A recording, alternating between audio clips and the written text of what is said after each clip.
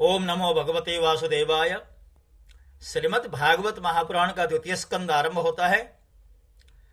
जैसा कि प्रथम स्कंद के 19वें अध्याय में राजा परीक्षित जो अपने राजपाट का परित्याग करके गंगा के तट पर पहुंचे, अन्यान्य महर्षियों के साथ साथ भगवान श्री सुखदेव जी का आगमन हुआ और उनके समक्ष राजा ने प्रश्न रखे हैं कि पुरुषस्य यत् कार्यम म्रियमाणस्य सर्वथा, अर्थात व्यक्ति जो अब के बहुत शीघ्र ही काल कबलित होने जा रहा हो, मृत्यु निकट में आ पहुंची हो, ऐसे मनुष्य मात्र का कर्तव्य क्या है। इसी प्रश्न के साथ साथ प्रथम स्कंद पूरा हुआ है।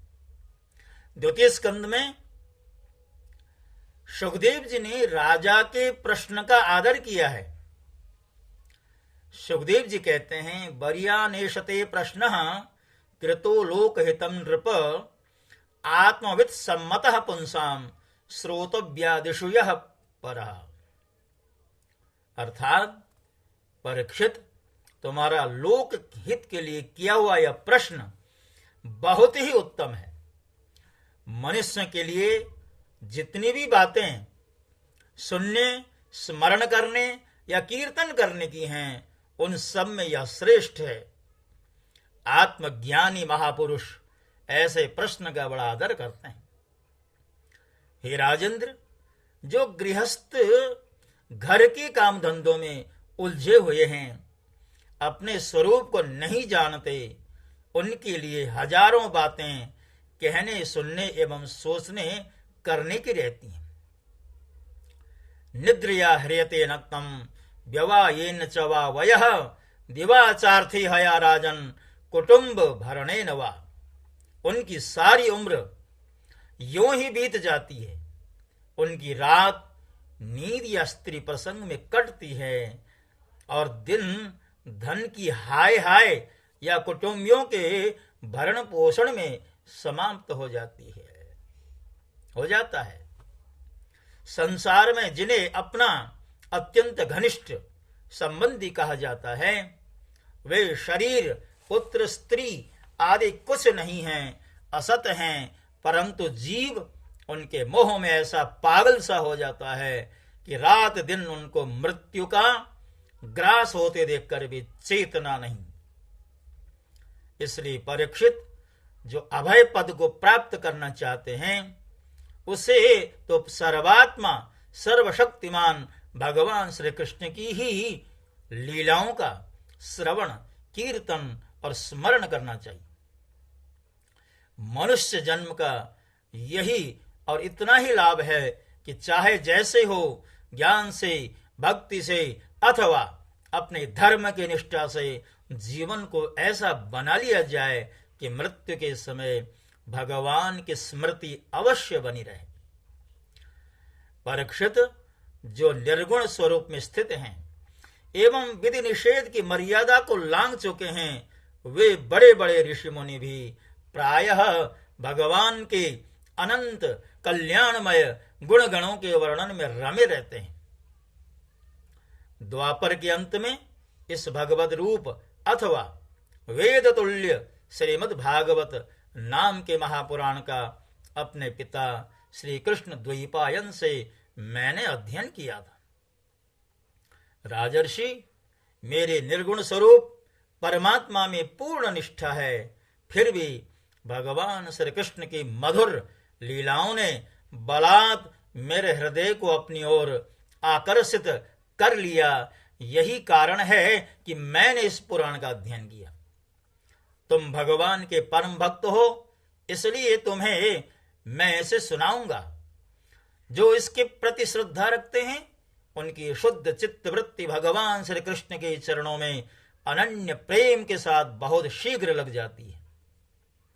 जो लोग लोक या परलोक की किसी भी वस्तु की इच्छा रखते हैं या इसके विपरीत संसार में दुख का अनुभव करके जो उसमें से विरक्त हो गए हैं और निर्भय मोक्ष पद को प्राप्त करना चाहते हैं, उन साधकों के लिए तथा योग संपन्न सिद्ध ज्ञानियों के लिए भी समस्त शास्त्रों का यही निर्णय है कि वे भगवान के नामों का प्रेम से संकीर्तन करें। अपने कल्याण साधन की ओर से असावधान रहने वाले पुरुष की वर्षों लंबी आयु भी अनजान में ही व्यर्थ बीत जाती है। उससे क्या लाभ? सावधानी से ज्ञान पूर्वक बिताई हुई घड़ी 2 घड़ी भी श्रेष्ठ है, क्योंकि उसके द्वारा अपने कल्याण की चेष्टा तो की जा सकती है।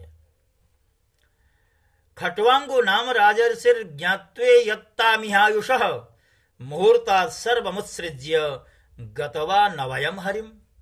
राजर्षि खट्वांग अपने आयु की समाप्ति का समय जानकर 2 घड़ी में ही सब कुछ त्याग कर भगवान के अभय पद को प्राप्त हो गए। परीक्षित, अभी तो तुम्हारे जीवन की अवधि 7 दिन की है। इस बीच में ही तुम अपने परम कल्याण के लिए जो कुछ करना चाहिए सब कर लो।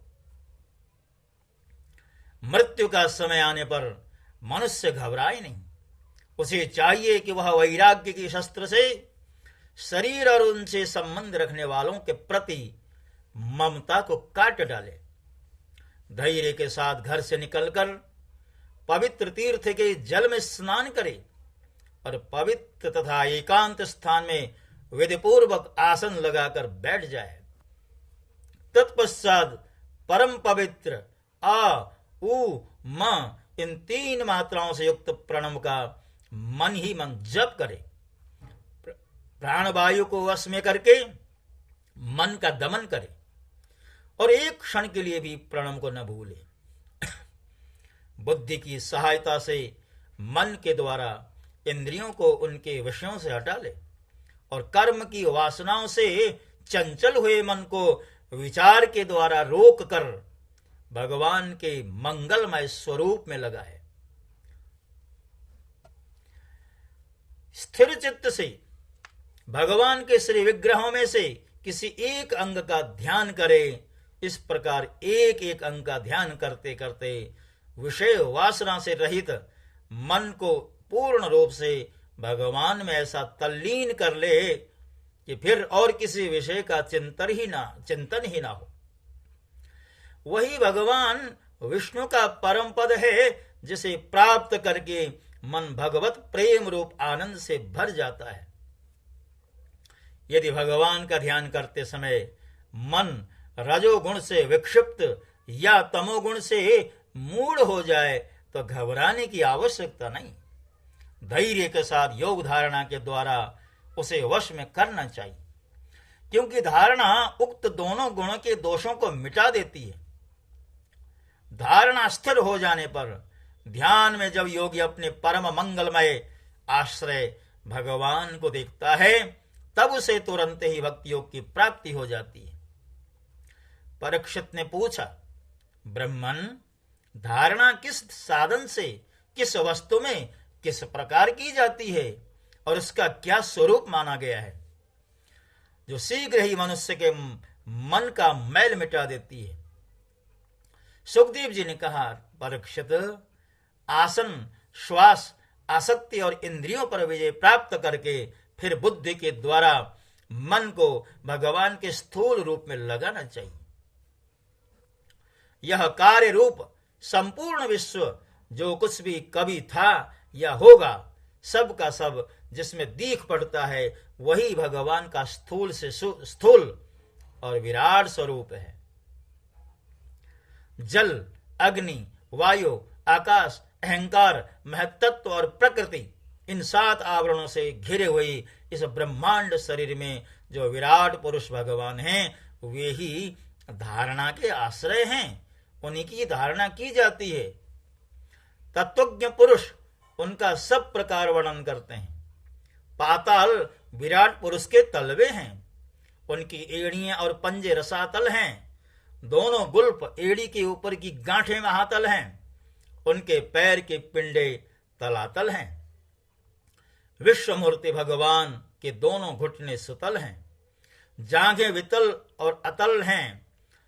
पेड़ू भूतल है और परीक्षित उनके नाभि रूप सरोवर को ही आकाश कहते हैं।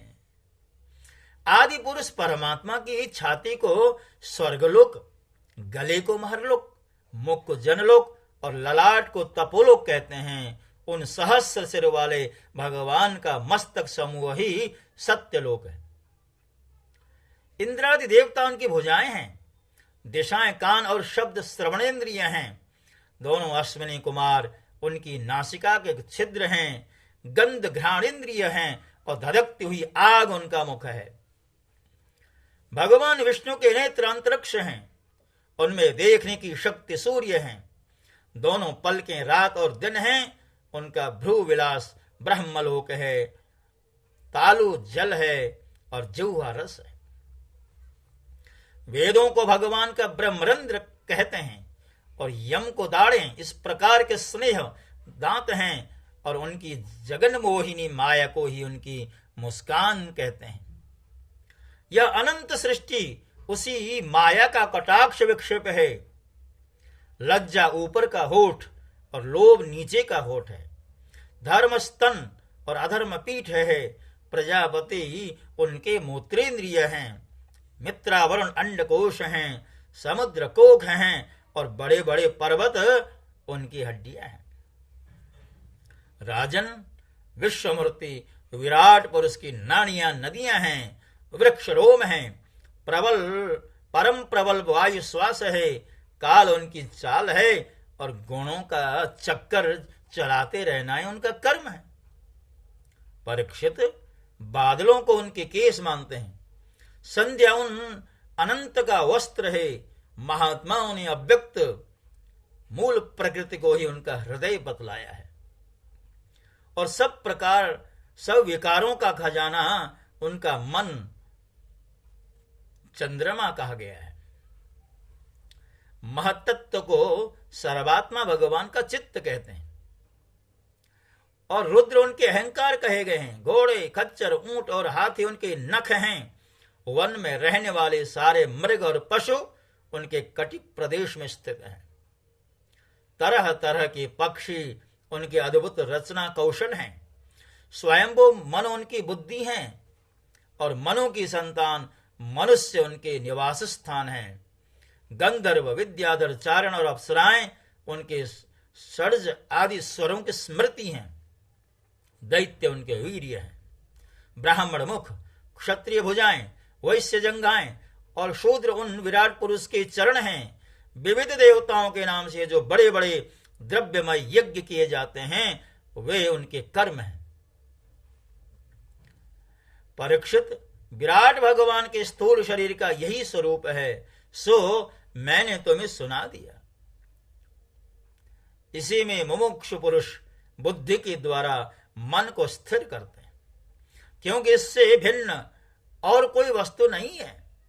जैसे स्वप्न देखने वाला स्वप्न अवस्था में अपने आप को ही विविध पदार्थों के रूप में देखता है, वैसे ही सबके बुद्धि वृत्तियों के द्वारा सब कुछ अनुभव करने वाला सर्वांतर्यामी परमात्मा भी एक ही है। उन सत्य स्वरूप आनंद निधि भगवान का ही भजन करना चाहिए। अन्य किसी भी वस्तु में आसक्ति नहीं करनी चाहिए, क्योंकि यह आसक्ति जीव के अधः पतन का हेतु है। प्यारे श्री कृष्ण भक्तों, श्रीमद् भागवत के द्वितीय स्कंद का जो प्रथम अध्याय है, यहां से सुखदेव जी ने राजा परीक्षित के प्रश्नों का उत्तर देना आरंभ तो किया है, किंतु वस्तुतः महात्मा सुखदेव जी चतुर्थ अध्याय से ही एक तरह से भागवत जी का जो आख्यान है, जो राजा परीक्षित को मुक्ति का कारण बनने वाला है, उसका आरंभ तो चतुर्थ अध्याय से ही करेंगे। इससे पूर्व महात्मा सुखदेव जी उस आख्यान की भूमिका बना रहे हैं। तो सज्जन, इसके साथ साथ प्रथम स्कंद को मैं विश्राम देता हूं। जय श्री कृष्ण।